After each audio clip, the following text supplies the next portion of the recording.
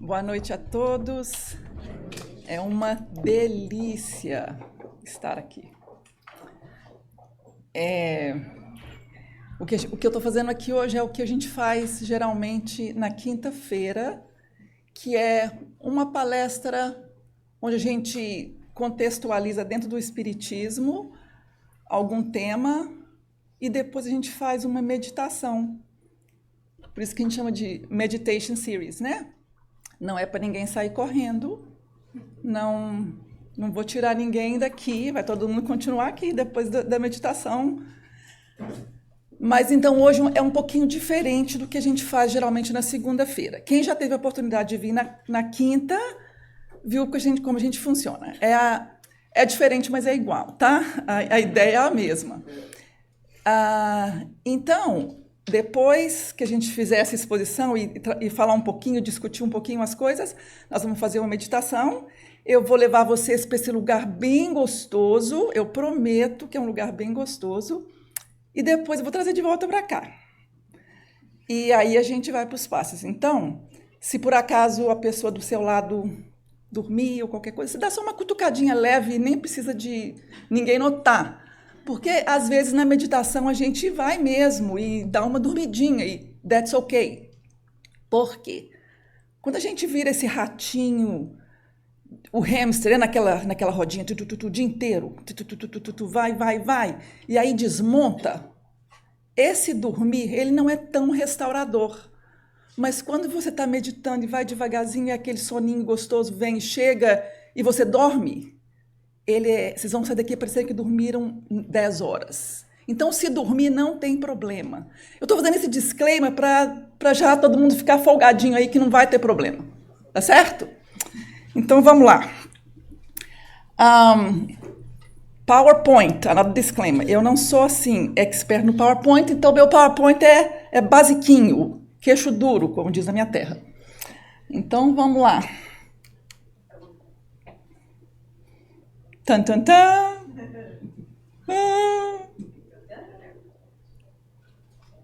É você que vai, Ítalo? Sou eu.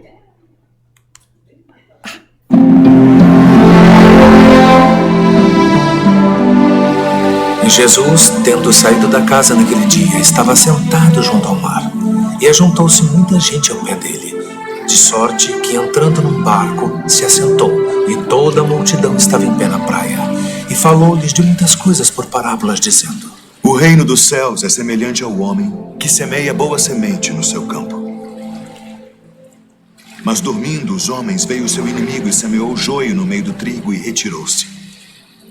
E quando a erva cresceu e frutificou, apareceu também o joio. E os servos do pai de família, indo ter com ele, disseram-lhe: Senhor, não semeaste tu no teu campo boa semente? Por que tem então um joio? E ele lhes disse: Um inimigo é que fez isso. E os servos lhe disseram: Queres, pois, que vamos arrancá-lo? Porém ele lhes disse: Não, para que ao arrancar o joio não arranqueis também o trigo com ele. Deixai crescer ambos juntos até a ceifa. E por ocasião da ceifa, direi aos ceifeiros: Colhei primeiro o joio, e atai-o em molhos para o queimar. Mas o trigo ajuntai-o no meu celeiro. O rei...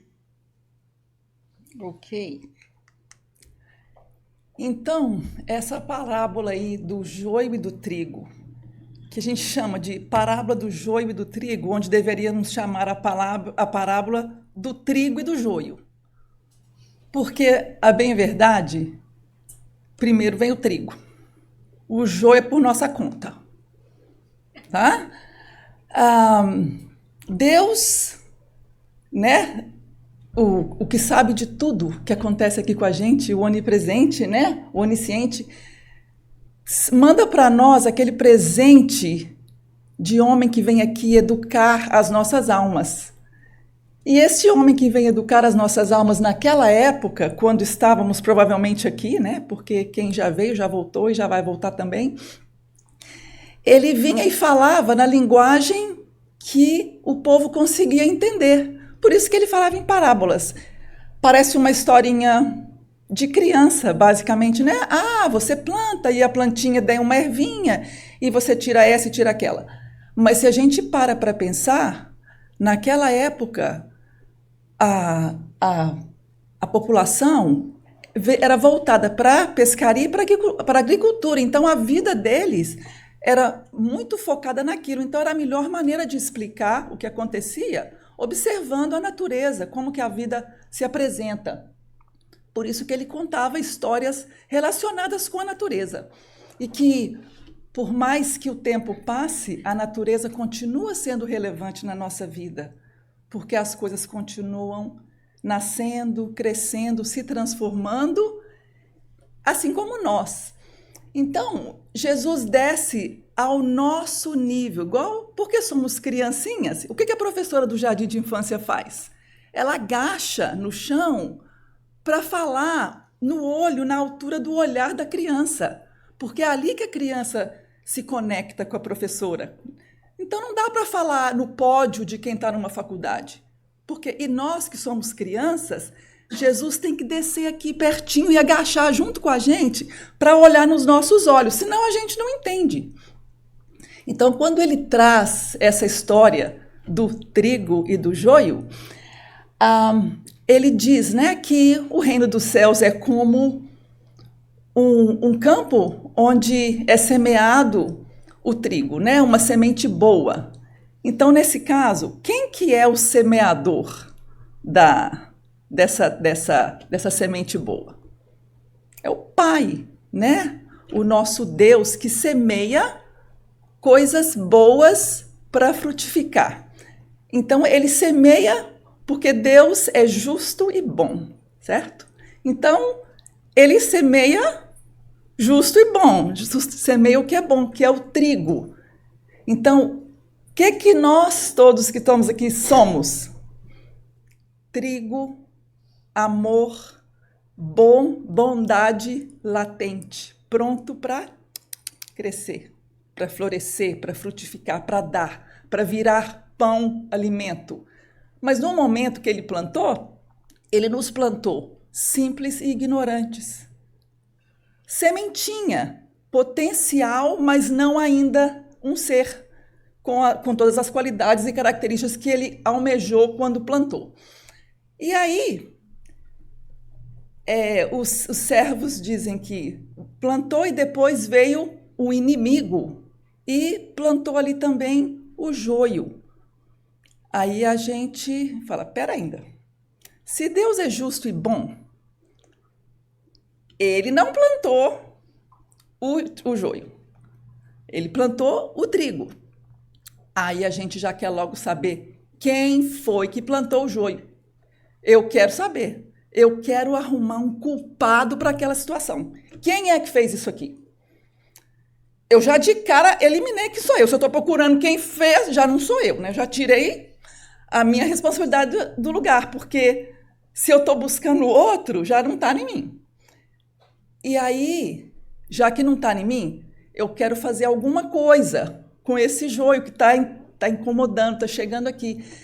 E aí o servo pergunta, mestre, você quer que eu, depois que você vá, não vou fazer na sua frente porque eu não vou fazer assim conta da delicadeza, então, quando você se vá, quer que eu retire o joio daqui?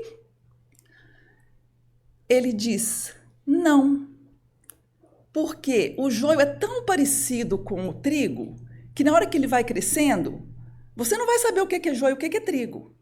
Então, deixa crescer junto, a hora que ele tiver maior e você puder identificar melhor, na hora da ceifa, a gente vê o que faz com isso. O que for joio, que é o que não é bom, aquilo que não tem um valor para a gente, né? Aquilo vai ser atado em molhos e julgado no fogo. Nós vamos falar desses molhos ainda, tá? Esses molhos, aquela quantidade assim grande. E o que for bom, o trigo, né? O que germinar e virar o potencial do pão da sabedoria, o pão do amor para todas as pessoas, vocês vão juntar no meu celeiro, no celeiro do reino de Deus. no celeiro do Pai, aquele que acolhe. Então, essa parábola, ela dá pano para manga. Você pode ficar aqui até amanhã falando dela, porque tem tanta coisa que a gente pode explorar.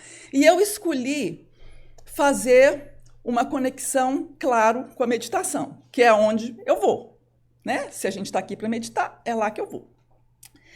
Então, vamos para a próxima. Eu agora vou pular esse. Não, eu quero pular você. Aí. Como a gente vai contextualizar dentro do Espiritismo, eu escolhi 2 perguntas para a gente usar para fazer esse link. Então, a pergunta 120 do Livro dos Espíritos. Todos os espíritos passam pela fieira do mal para chegar ao bem? Porque se tem joio e se tem trigo, alguma coisa é do bem, é uma coisa boa, e a outra coisa não tão boa. Então, a gente quer saber por que tem bom e ruim ao mesmo tempo, por que tem o bem e o mal.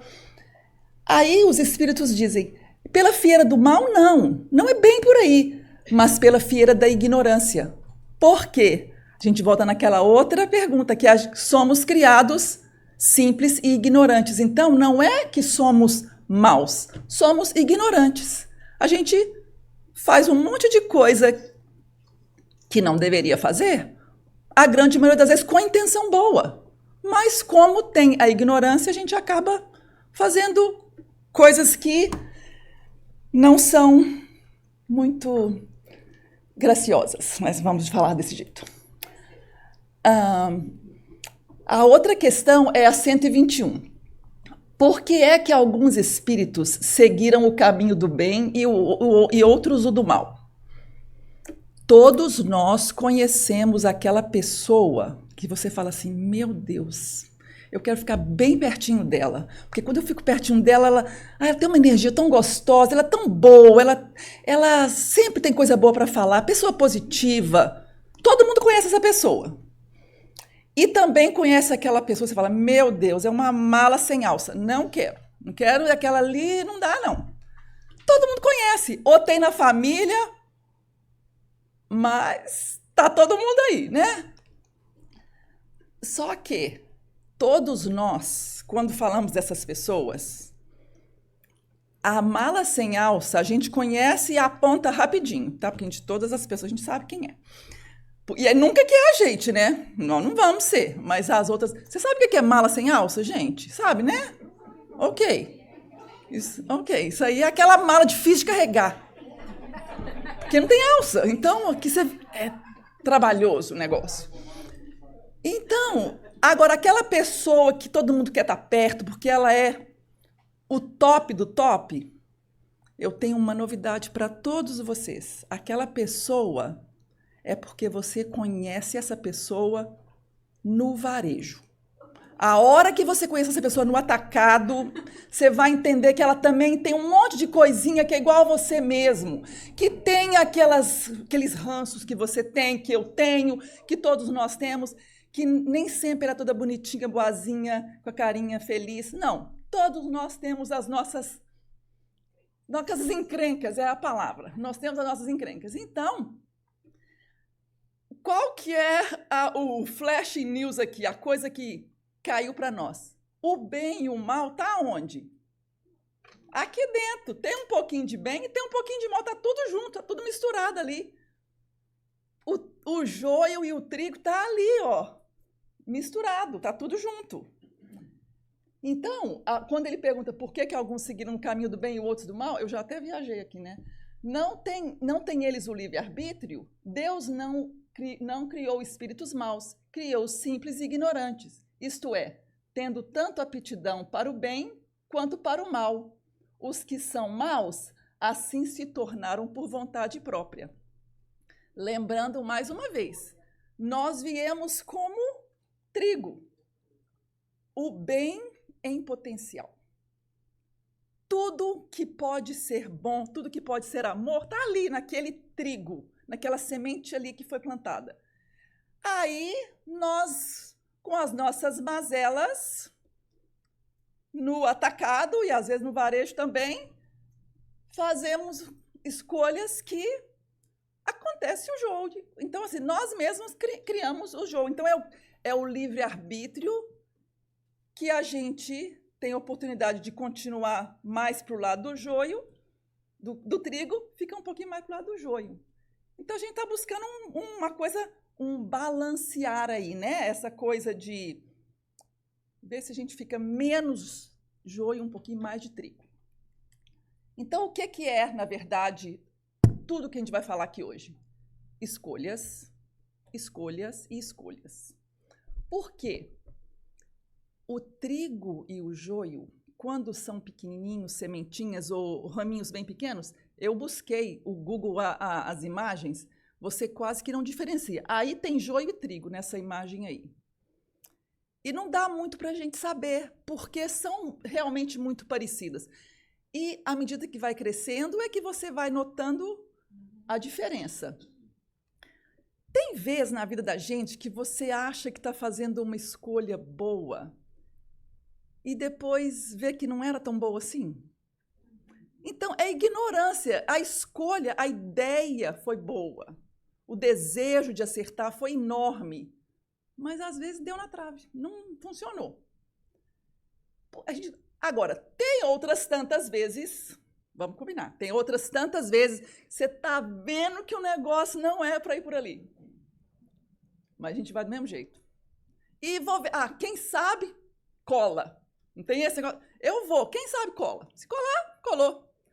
Aí quando não cola, por que comigo? Não acredito. Aconteceu isso comigo, né? Escolhas. Então, no final das contas, sempre cai na escolha.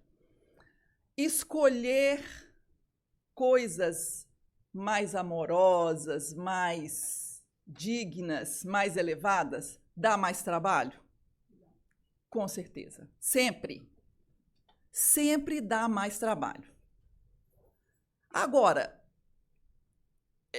paga agora ou paga depois, né? Se você escolher, você pode escolher o mais barato, tá? Vai ali. Mas depois vai ter que pagar essa conta. Então, é escolha. Então, vai ser na escolha.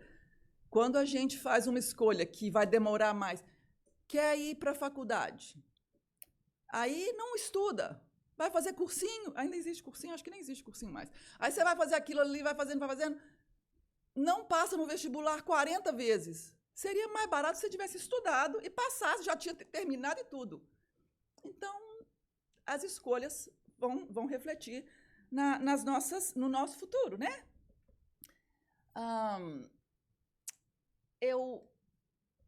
Não é essa que eu quero. Não é essa que eu quero. Não é bem essa. Eu quero outra coisa aqui primeiro. Quando a gente fala de escolhas, aí eu lembro do Emmanuel, né? Porque Emmanuel, tudo que ele tem para falar para a gente, né?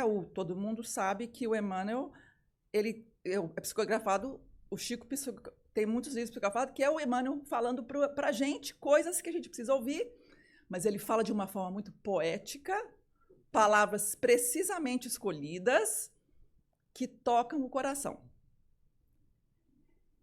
Eu vou falar para vocês como que é a minha experiência com o Emmanuel. Isso aqui, a primeira vez que você lê uma página, que geralmente vem esses livrinhos Vinha de Luz, Pão Nosso, Palavra de Vida Eterna, todos eles, é curtinha a mensagem, né? Geralmente vem, às vezes, um versículo e ele destrincha aquilo ali para a gente. Aí, quando você lê pela primeira vez, aquilo é uma coisa tão linda que você fala, meu Deus, aí você fica até elevada. Aí você lê pela segunda vez. Aí você começa a ver que tem mais coisinha ali que começa a te incomodar. Porque aí ele toca nos pontos um pouquinho mais... Um detalhe que te incomoda. Aí depois você percebe... Aí a ficha cai e você fala, doeu. Porque ele dá na canela, graciosamente, mas ele dá. E você fala, essa é para mim. E é para mim. E é para quem tiver... Qualquer um que abrir, Emmanuel fala, essa foi para mim. Porque é para nós mesmo que ele fala, né? Então, a gente tem que ir entendendo que nós vamos falar muito de Emmanuel. Quando Jesus falou que o joio não era para ser arrancado, porque quando você arranca, você corre o risco de arrancar também o trigo, porque o trigo é tão precioso que foi o que Deus colocou aqui na terra para germinar, crescer e produzir. Ele não quer correr o risco de estremecer as raízes do trigo. Então a gente tem que ter um cuidado. E se nós somos esse trigo, essa sementinha que Deus plantou com todo o amor aqui, qual a importância de eu me cuidar como semente divina? Todo dia, cuidar do meu corpo, cuidar da minha mente, cuidar da minha alma, porque eu sou semente divina que Deus pôs aqui. E quando eu não faço isso, eu não estou honrando aquele que me plantou. Então, aí que está a importância da gente se preocupar e não estremecer as raízes do trigo. Porque trigo é Deus potencializado em nós. É o Pai que plantou. E nós precisamos honrar o que Ele fez por nós. E quando vem o joio, é porque Deus está de picardia comigo? Está pegando no meu pé? Me escolheu para Cristo? Não, né, gente? Porque Deus não é essa pessoa que nós somos. E é porque Deus se distraiu, esqueceu de nós. Aí Jesus fala assim, Deus, você está me ouvindo? Já falei 40 vezes, você não me escutou. Porque a gente não tem muita paciência de esperar, né? A gente fala, eu vou fazer só mais uma precezinha aqui, porque eu acho que ele não me escutou aí. Fala de novo, fala de novo, fala de novo. Não dá nem tempo para a coisa assentar a poeira e depois ter a resposta, a gente já está pedindo de novo. Não é porque Deus distraiu de nós. Porque, como a gente já ouviu, não cai uma folha sem que ele tenha consciência e permita que aconteça, né? E tudo dentro do Espiritismo, sabemos que tem a lei da causa e efeito. Se você for andando para trás, você vai achar o porquê do porquê que está acontecendo o que está acontecendo hoje. E vai entender, nossa, graças a Deus que ele foi misericordioso comigo. Porque quando você entende o porquê do porquê, ai, que alívio que ele pegou leve comigo, né? Quando a gente entende, a gente sabe. Só que nós não entendemos muito, porque nós não estamos naquele nível de poder entender, a gente não enxerga tão longe. Então, a gente às vezes fica um pouco impaciente. Mas aqui, Emmanuel traz para a gente, no Vinha de Luz, que é o tema que ele traz, é o joio. Ele fala, o joio não cresce por relaxamento do lavrador divino, mas sim porque o otimismo do celeste semeador nunca perde a esperança na vitória final do bem. Aquele que nos plantou, ele tem um otimismo, ele acredita tanto que a colheita dele vai ser farta, que ele continua esperançoso, apesar dos nossos contínuos plantios de joio. Ele ainda fala, eu acredito em você. Eu acredito. Você pisou na bola, mas ainda acredito em você. Vamos tentar, vamos conseguir. Otimismo celeste. Isso para a gente é um consolo, saber que apesar de todas aquelas pisadas de bola, nossa, ele ainda acredita que nós podemos, que a gente pode fazer diferente, que a gente pode melhorar. Aí você fala, então aquilo tudo que eu venho remoendo e fazendo, e às vezes a gente fica com culpa, porque será que eu passei da medida e eu fiz para mais, ou não fui generoso o suficiente, não fui otimista o suficiente, não cuidei do meu corpo, da minha alma, da minha mente o suficiente. Deus continua acreditando em nós. O trigo que ele semeou, ele nunca vai desistir desse trigo germinar e virar o pão do amor. Tá? Isso só para a gente não esquecer, tá, gente? Não pode esquecer isso. Se for embora daqui e não lembrar de nada, lembra disso, que o Pai nunca esquece de nós. O otimismo dele nos consola. O que é o otimismo do Pai? O que ele espera de nós? Essa palavra grandona aí, ó. Transmutação, ou pode ser uma maior ainda, transubstanciação. Grandona. O que é isso, essa palavra? É matéria que é X e vira Y.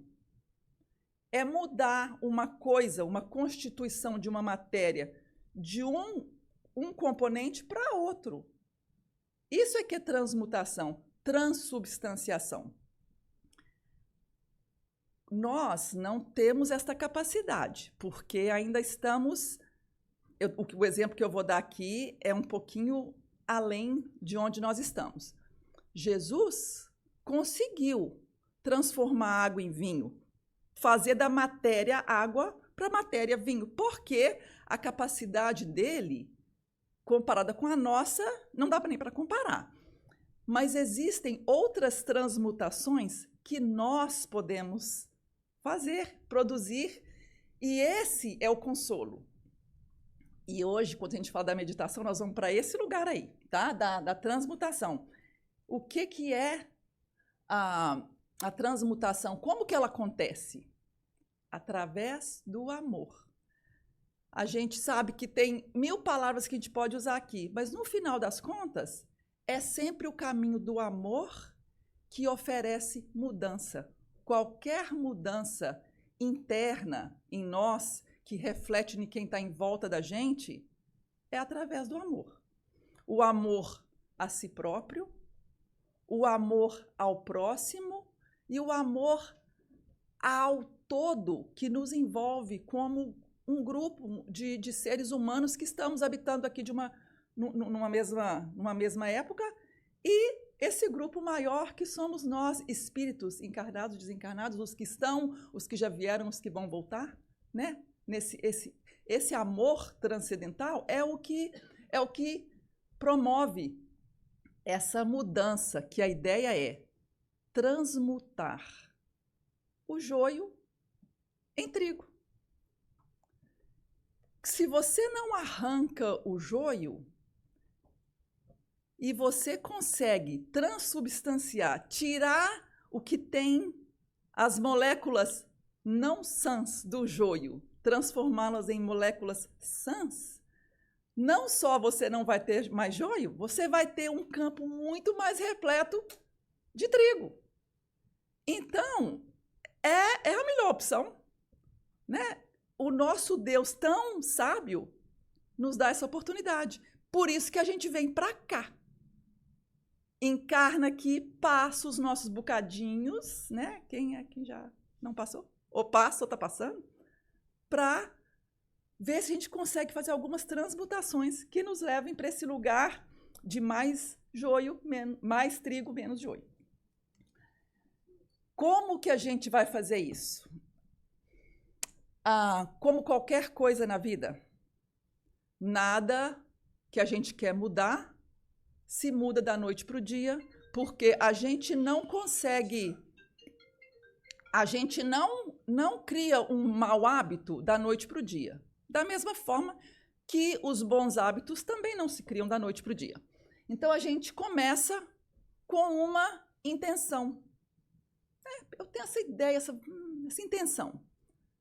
Da intenção, a gente começa a mover em direção tem a ação. Uma vez que tem a ação, a gente começa a praticar, repete, consistência. Quando você vê, já virou hábito, e quando você se dá por você mesmo, aquilo já é parte de você, já está impregnado no quem você é, né? Igual quando a gente começa a dirigir, a mesma coisa.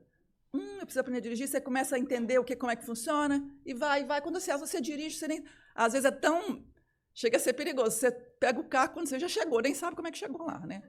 É um problema, mas existe. Hoje a gente vai falar de meditação, essa coisa é muito importante para a gente. Eu vou fazer essa pergunta. Quem aqui medita? Medita. Ok. Todos aqui meditam. Já vou logo falando, de cara. Todos aqui meditam. A palavra meditar, às vezes, é um pouco mal utilizada, sabe? A gente fala que todo mundo aqui medita. Já estou dando o spoiler, que todo mundo aqui medita. Nós vamos chegar lá. O processo para qualquer mudança, para essa transmutação, desse joio virar trigo dentro de nós. Primeira pergunta que a gente faz. O que tem para mim? Vale a pena? Porque se alguém me falar, você vai fazer isso, mas o resultado vai dizer, não quero, já nem quero. Mas se alguém me falar, olha, se você fizer isso, o resultado é sensacional. Quando alguém te fala que se você fizer 3 caminhadas por dia e não sei o que, você vai perder tantos quilos, você está querendo perder um pezinho, você faz. Agora, se você vai perder meia grama, nem vou, não quero, porque o custo-benefício não me atrai. O custo-benefício tem que me atrair. Transformar joio, más inclinações dentro de mim, em qualidade moral que é mais digna do Pai, vale a pena? Tem alguma coisa aí que chama atenção? Se chamar atenção, vamos nessa, porque é o que tem aí, ó. Então, eu que tenho que ver o que é o custo-benefício daquilo que eu estou buscando. Estratégias. Uma vez que eu decidi que vale a pena, nós vamos fazer, eu já decidi que vale a pena, então eu vou começar a buscar estratégias. Eu sou a rainha das estratégias. Eu não quero saber quem derramou o leite. Eu quero saber onde é que eu arrumo mais leite. É um vaqueiro que eu tenho que arrumar, é um supermercado que eu tenho que ir lá, eu quero leite. Então, ficar perguntando não vai levar a nada. Então, vamos adiantar aqui, vamos procurar o vaqueiro ou procurar o supermercado, né? E depois que eu decidi o que eu quero, arrumei as estratégias, agora eu vou ter que ficar nela ali, ó. Tem que, de vez em quando, a gente cai do cavalo, né, gente? Não tem jeito. De vez em quando cai, mas depois a gente sobe e continua. E isso faz parte da subida, dá uma subidinha, dá uma descidinha, mas continua naquela busca. Esse que é a ideia. Então, como a gente vai falar de meditação, eu preciso correr um pouquinho nisso aqui, nós vamos falar dos processos que nos preparam como estratégias para essa transmutação, essa transubstanciação acontecer dentro da gente. Quais são essas coisas? Quando a Lívia estava lendo aqui esse livrinho, falou sobre o estudo, a importância de estudar. Quando a terceira revelação, que é o Espiritismo, explica para a gente que é para a gente entender, não é só para escutar o que Jesus trouxe e aceitar, é para eu entender mesmo, raciocinar em cima daquilo ali e ver aonde que aquilo me toca. Porque quando encaixa o ensinamento de Jesus e eu entendo através do estudo onde ele me toca, quando encaixa, aí faz... Aí a ficha cai, eu fico mais presente, eu consigo caminhar. Então, quanto mais eu consigo encaixar essas peças, então o estudo oferece para a gente isso. Estudar, vir para cá, fazer curso básico de fundamentos do Espiritismo. Não tem tempo? Faz online. Hoje em dia tem muita aula online, porque às vezes o trabalho aqui não deixa, mas tem muito jeito. Assistir uma palestra, assistir um vídeo sobre, enfim, estudo. Fundamentos, né? Os fundamentos do Espiritismo, aquele beabá mesmo, de vir estudar questão por questão, ajuda. E aí, a minha parte favorita, que é a conexão. Conexão é onde o eu que estou aqui conecta com o eu que está aí e conectamos com quem está por nós, né? Que existe essa força muito maior que está por nós todos. Então, a gente tem que lembrar sempre que quando eu me conecto com você, com o outro, eu estou oferecendo uma oportunidade para essa bênção duplicar aqui para nós dois. E quando dois ou mais se reunirem em meu nome, aí eu estarei. Então, a gente tem que estar junto, tem que estar conectado e dando suporte um ao outro, porque isso é que é ter o Pai presente. Como que as duas coisas muito significativas para essa conexão acontecer? Primeiro aqui, e eu vou ler, porque isso aqui eu não posso bagunçar, porque é tão bonito que se eu for falar sem ler, eu destruo o que Emmanuel quis dizer, tá? Isso aqui é no Pensamento e Vida. Emmanuel, de novo, tá, gente? Vai dar na canela, mas vocês respiram fundo. A mente é o espelho da vida em toda parte. Definindo-a por espelho da vida, reconhecemos que o coração lhe é a face e que o cérebro é o centro de suas ondulações, gerando a força do pensamento que tudo move. O pensamento tudo move, criando e transformando, destruindo e refazendo para acrisolar e sublimar.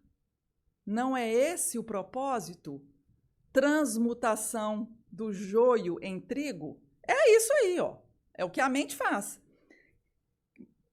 Move tudo, cria, transforma, destrói refazendo, acrisola aquilo que não me é conveniente, que não me é lícito, que é lícito, mas não me é conveniente ter, e eu acrisolo, sublimo aquilo para que o divino trigo que está em mim possa ter espaço.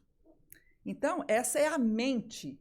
Então, tudo que vem daqui é muito importante para colaborar com esse lugar que eu quero de transmutação.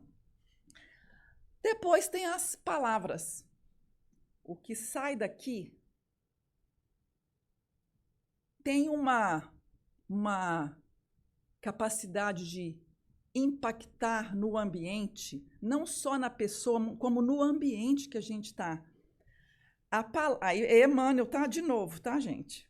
A palavra, qualquer que ela seja, conforme nos relata André Luiz, aparece carregada de energias elétricas específicas. Palavras têm energias elétricas específicas, libertando raios de natureza dinâmica. A mente, como não ignoramos, é o incessante gerador de força, a gente viu ali, através de fios positivos e negativos do sentimento e do pensamento, produzindo o verbo, que é eu vou falar bem devagar, produzindo o verbo, que é sempre uma descarga eletromagnética regulada pela voz. Tudo que a gente abre a boca e faz, quando esse som sai da nossa boca, é uma carga que produz uma energia que muda para mais ou para menos, né? Onde a gente estiver. Reclamando apuro a vida interior, de vez que a palavra, depois do impulso mental, vive na base da criação. Embora a palavra saia da boca, a fonte emissora dela é sempre o coração, a exteriorizar os sentimentos que cultivamos. A boca fala do que o coração está cheio. Então, quando a gente usa palavras boas, dóceis, positivas, não só a gente cria esse lugar gostoso para a gente, para quem está em volta e para todo o ambiente. E o contrário também é verdadeiro. Quando eu escolho palavras menos elegantes, eu baixo a vibração do lugar. Música também é voz que está falando palavras para a gente escutar. As minhas escolhas nas músicas também, vamos pensar qual que é a qualidade das palavras que compõem a música que eu escolho ouvir. Né? Então, isso é para a gente pensar na importância disso. E depois disso vem atos, ações. Por quê?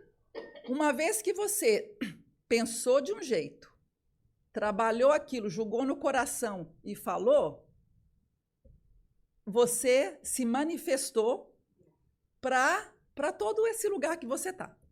Então, vamos querer pensar trigo, sentir trigo,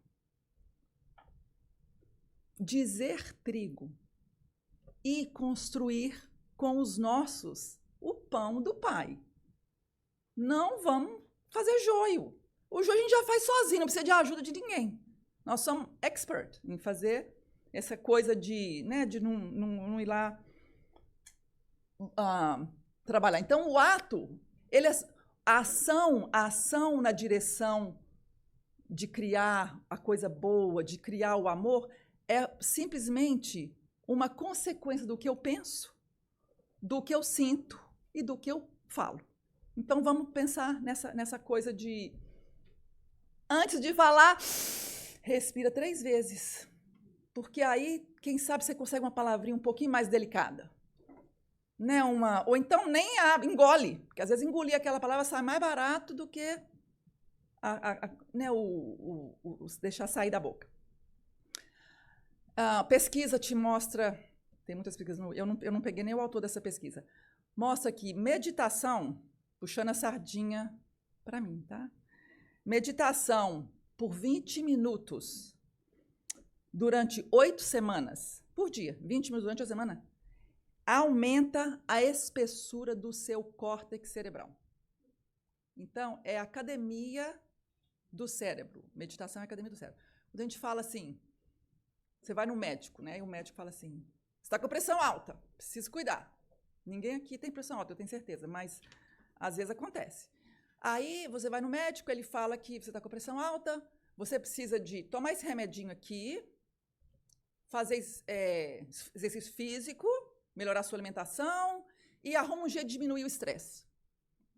Mas aquilo é dito assim, arruma um jeito de diminuir o estresse. Mas ele não vai te dar o beabá, é você que tem que buscar. Aí a gente vai, toma um remedinho, faz uma caminhadinha às vezes não faz. Melhora na comida, mas aí come uma batata frita. Mas a meditação, ela basicamente fica lá jogada, né? Não chega nela, porque tem outras coisas mais importantes para fazer. Então, hoje a gente vai aprender estratégia para lidar com isso. Hoje eu quero usar essa oportunidade que a gente tem de fazer uma meditação. Ela vai ser curta. Então, ninguém precisa se preocupar que vai ficar, vou ficar aqui um tempo. Se você não der conta de ficar com o olho fechado, pode abrir. Só descansa o olhar na direção do chão, porque você fica um pouquinho mais relaxado. Mas não quiser fechar o olho, não precisa. Então, a gente vai trabalhar esse lugar dessa transmutação.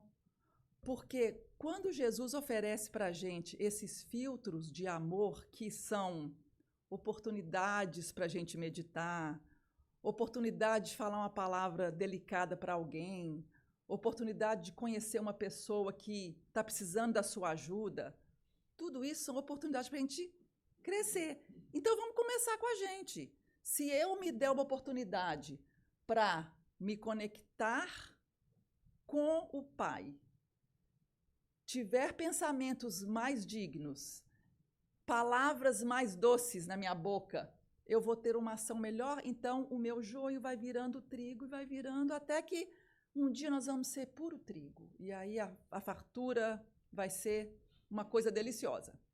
Então nós vamos fazer uma meditação agora. Aqui e agora, igual no Faustão. Quem sabe, faz ao vivo. Então vamos lá. Todo mundo põe a carteira de lado, respira, pode balançar um pouquinho os braços, inspira bem fundo e fica bem confortável, tá, gente? Não precisa de... Igual eu falei, pode colocar... Pode descansar o olho, não precisa fechar se não quiser. Inspirando profundamente. Uma mão na outra e a gente vai fazer isso, ó. Esquenta a mão, esquenta bem. E agora põe a mão no coração e sente esse quentinho bem no coração.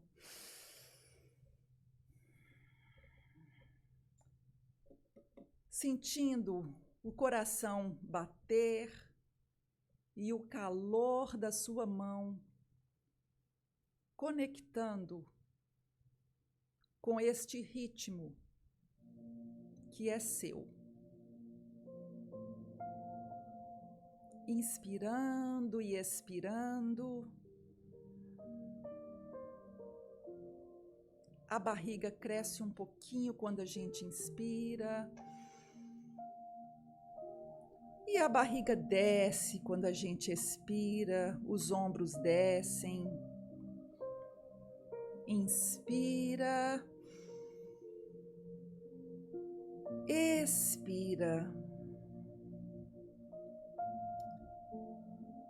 Pode continuar com a mão no peito ou descansá-la nas pernas. Inspira, lembrando daquele calorzinho no peito, sentindo este calor se expandir um pouquinho mais, ocupando todo o tórax, se expandindo para a cabeça, os braços, as pernas.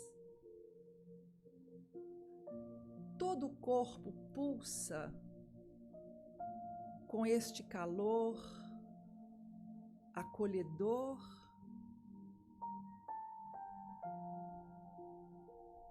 que o Cristo traz para nós.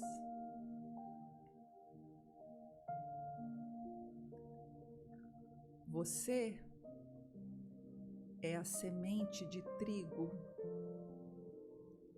que Deus plantou.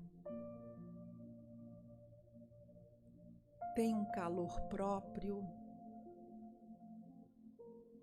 tem um ritmo único.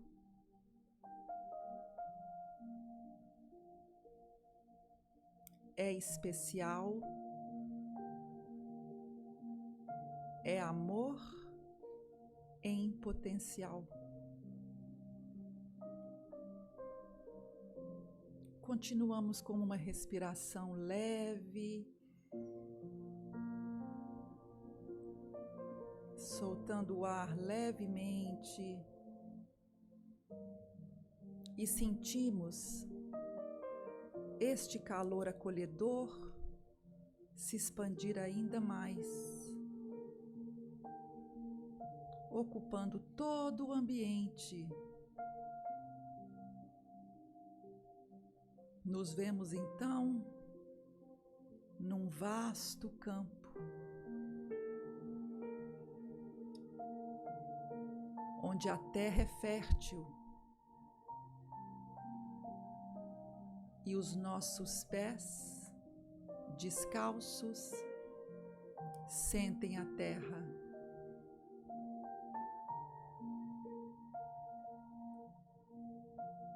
O calor deste ser divino dentro de você desce até a terra, essa terra fértil, com um frescor que te acolhe e te oferece abrigo.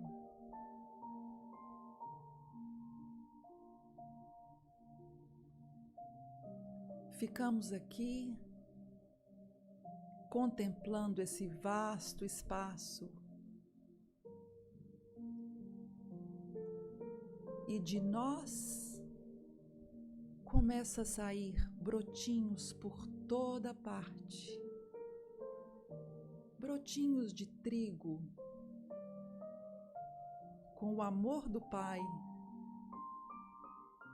que através de nós tem uma chance de florescer.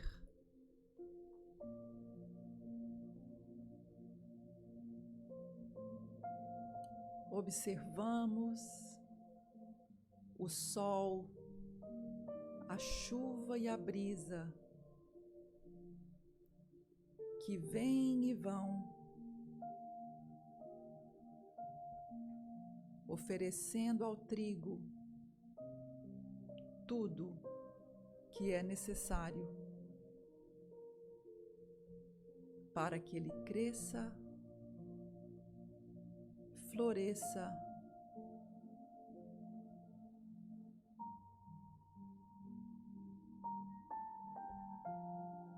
mais uma inspiração, o peito quente, nos sentimos acolhidos pela terra e agora observamos um campo vasto de trigo com algumas plantinhas que eu não reconheço.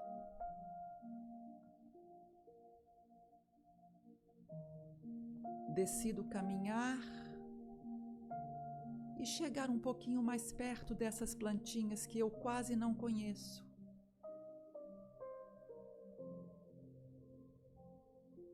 Toco uma delas.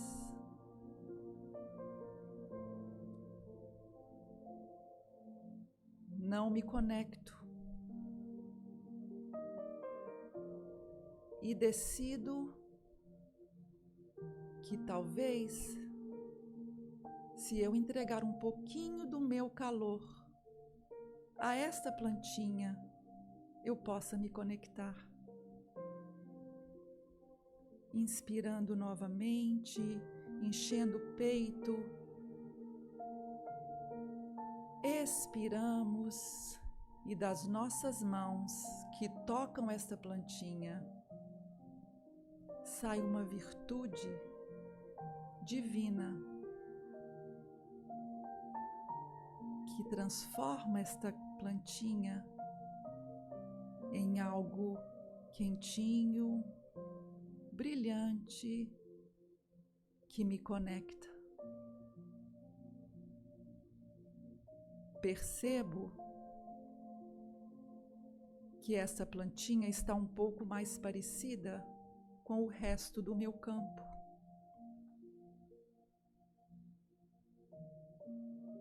Inspiro e continuo caminhando, tocando aquelas plantinhas que antes não reconhecia, mas que agora sei como me conectar com elas.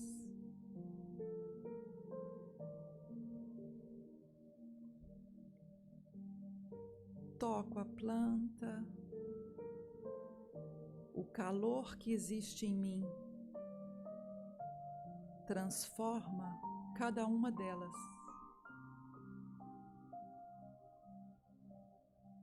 E eu sigo o meu caminho, com o coração leve, com a certeza do dever cumprido.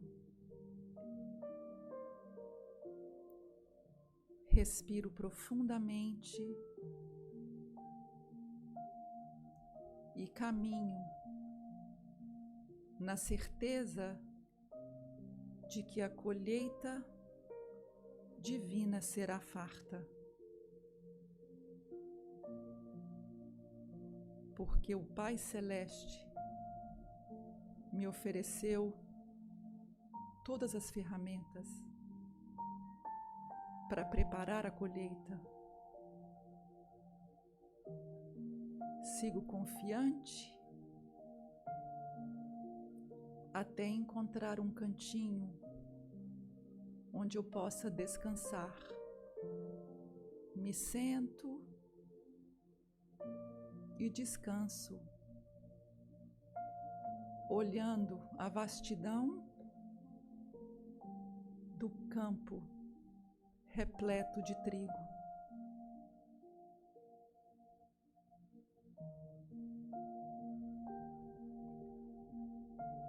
Fico aqui,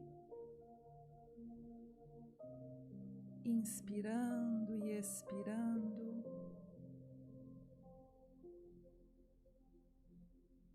com o coração grato pela oportunidade.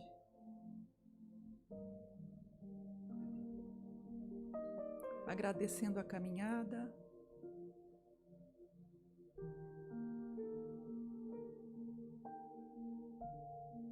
Inspirando e expirando. Toco de novo meu peito e sinto o meu coração um pouquinho mais lento, mais calmo, em paz.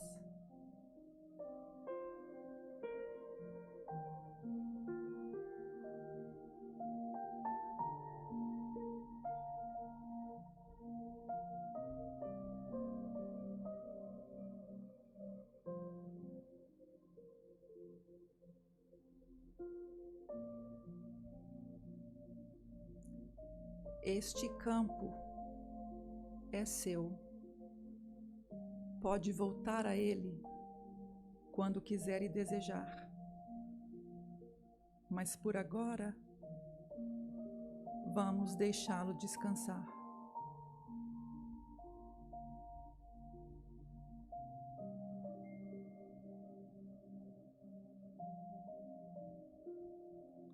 Fazemos uma respiração um pouco mais profunda, soltando o ar pela boca, lembrando sempre que essa jornada pode ser feita toda vez que você quiser. Está sempre disponível.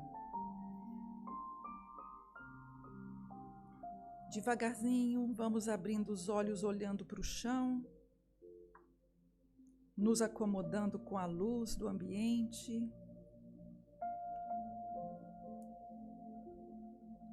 Mexendo a cabeça, os braços, se preciso for.